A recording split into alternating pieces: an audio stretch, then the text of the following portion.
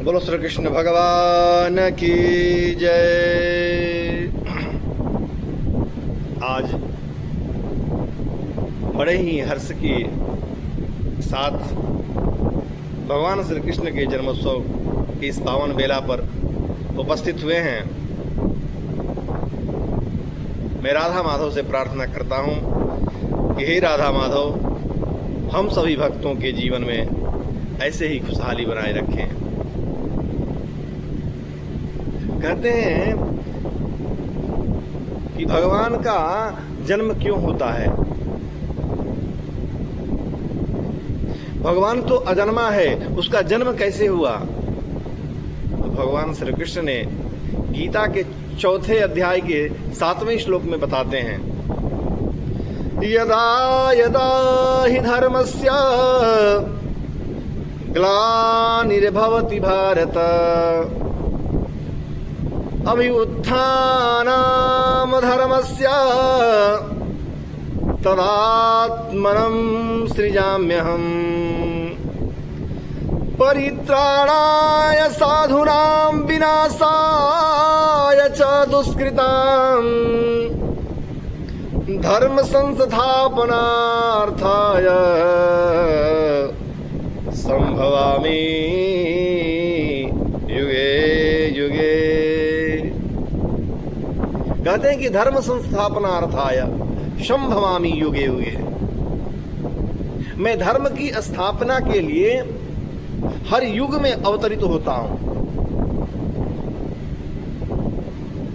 गोस्वामी तुलसीदास जी ने रामचरितमानस में वर्णन किया है कि विप्रधेनु सुर संतहित लिन्ह मनुजय अवतार निज इच्छा निरमित तनु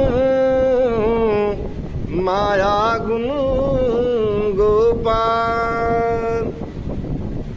कहते हैं कि विप्रधेनु सुर संतहित लिन्ह मनुजय अवतार।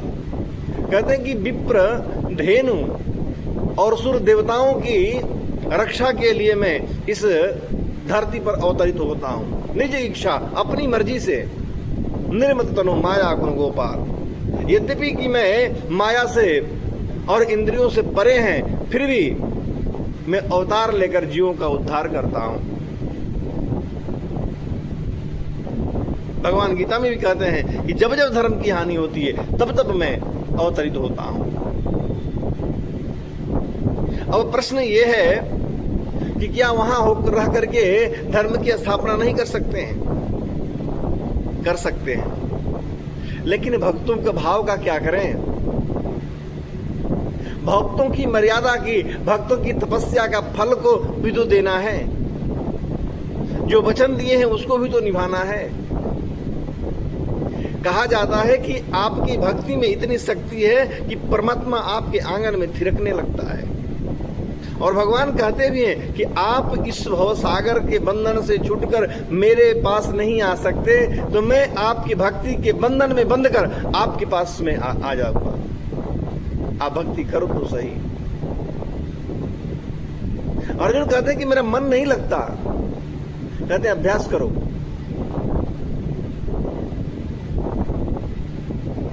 अभ्यास करने से भगवान के चरणों में प्रीति हो जाएगी। इसीलिए निरंतर भजन करने के लिए भगवान ने बताया, आपके ऊपर हम सदैव कृपा बनाए रखेंगे। तो जितना भजन करेंगे परमात्मा उतना ही आपके पास होगा।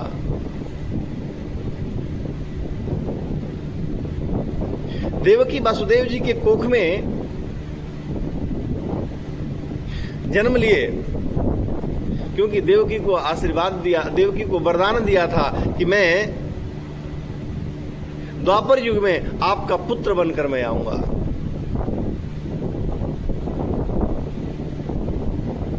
जब कंस का अत्याचार बढ़ गया,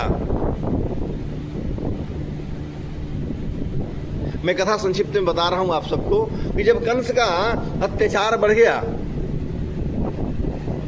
तो भगवान ने माता देवकी के 8वें संतान के रूप में अवतरित हुए।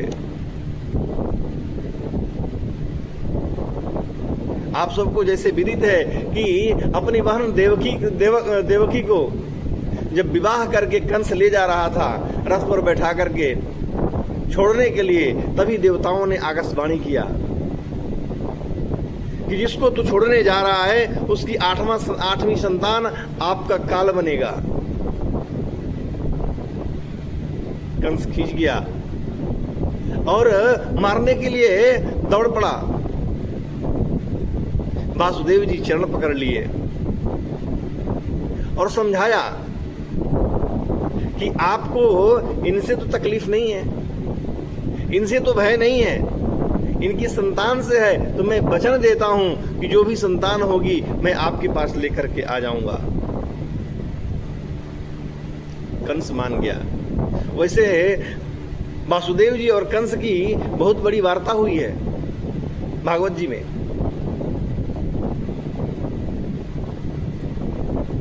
कंस मान गया, लेकिन अपनी एक शर्त रखा कि आप लोगों को मेरे पास रहना पड़ेगा कारागार में। वासुदेव जी भी मान गए। लाकर के कंस कारागार में बंद कर दिया, प्रहरी लगा दिया, ताले लगा दिए। कंस का जब 8वां पुत्र हुआ, कंस का माता देवकी का जब पहला पुत्र हुआ, वासुदेव जी लेकर चले गए। कंस ने देखा, ममता जाग गई, छोड़ दिया, बोला ले जाओ, इससे तो मुझे भय नहीं है। नारद जी आ गए बीणा बजाते हुए, नारायण नारायण नारायण नारायण। कंस ने कहा, प्रभु आप किस कारण से पधारे? बोला, आपने वासुदेव के पुत्र को छोड़ दिया, आपका जो काल है। बोला, ऐसे कैसे हो सकता है? बोला, यही तो देवताओं की चाल है। आपको पता नहीं चलेगा कि कौन सी 8वीं संतान है। बुद्धि चकरा गई महाराज। नारद जी ने अपने झोली से अष्टदल कमल निकाला और चारों तरफ से उसको गिनती कराया। हर कमल 8वां दिखाई दे रहा था, हर फूल 8वां दिखाई देने लगा। कंस ने उस बालक को मंगाया, पटक कर हत्या कर दी। अब नारद जी ऐसा क्यों किए? क्योंकि नारह इति ददाति नारदः, कहते हैं कि जो ज्ञान प्रदान करे उसका नाम नारद है। तो यहां तो बालक की हत्या करा दी। तो संतों ने कहा कि नारद जी ने सोचा कि इससे धर्म कर्म की बात तो होगी नहीं, आज जब पाप बढ़ेगा नहीं तो क्या पता भगवान का आना कैंसिल हो जाए। तो उससे पाप कराया, और बाल हत्या सबसे बड़ा पाप माना जाता है।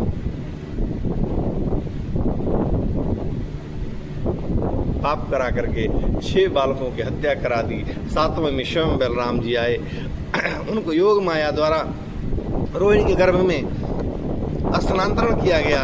उसके बाद भगवान स्वयं 8वां आए। बोलो वृंदावन बिहारी लाल की जय।